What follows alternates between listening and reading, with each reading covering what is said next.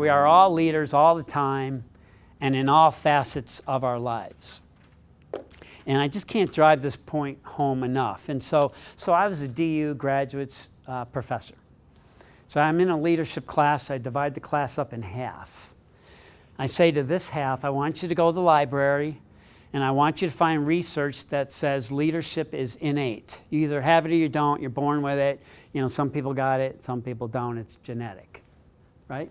So then I take this half of the class, send you off to the library, and I said, find research that says leadership abilities are learned, that anybody can be a leader. You just have to develop them.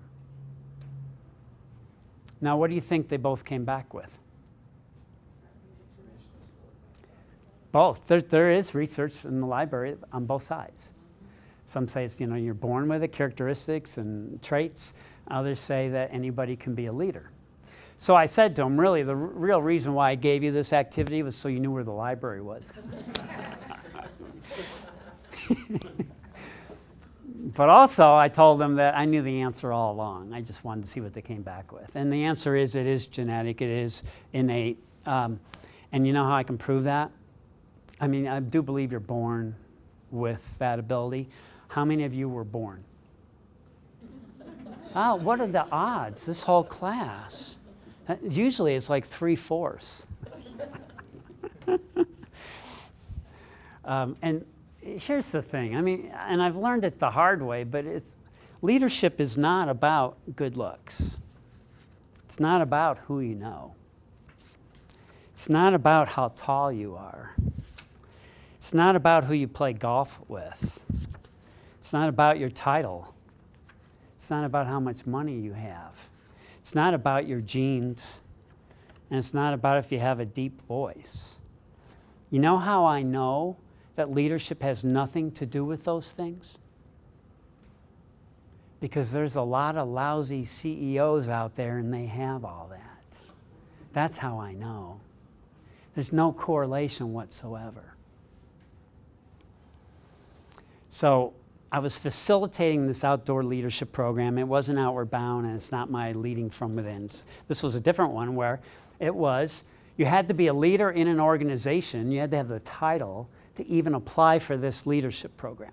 So the idea was it was the best of the best, the cream of the crop.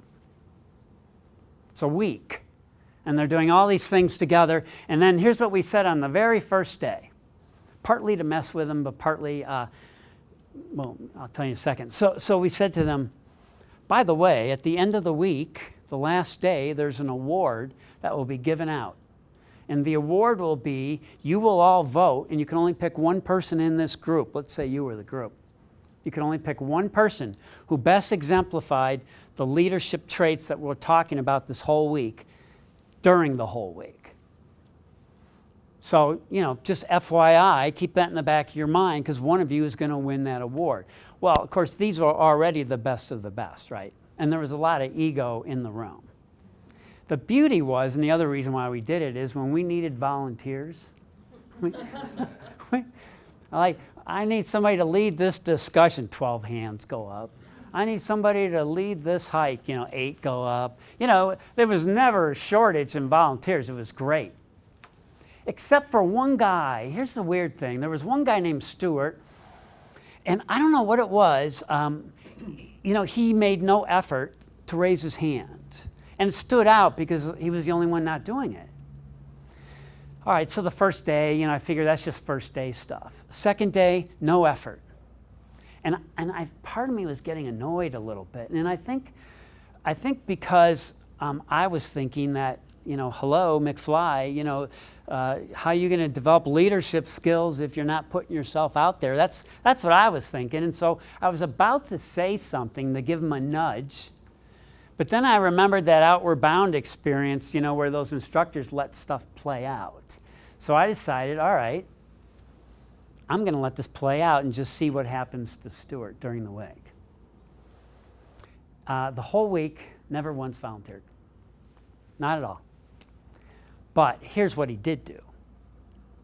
Here's what I noticed. At the meals, he was always eating with somebody else. When there were small group activities, he was very present, helping somebody out. If somebody needed something, he was there. So he was present. It wasn't like he was disconnected from the group, but he never led. So fast forward to the last day, right? We're doing this, I set up the last activity, and from past experiences, there's a lot of arguing and debate because everybody thinks they should be the one. It's like the award everybody wants.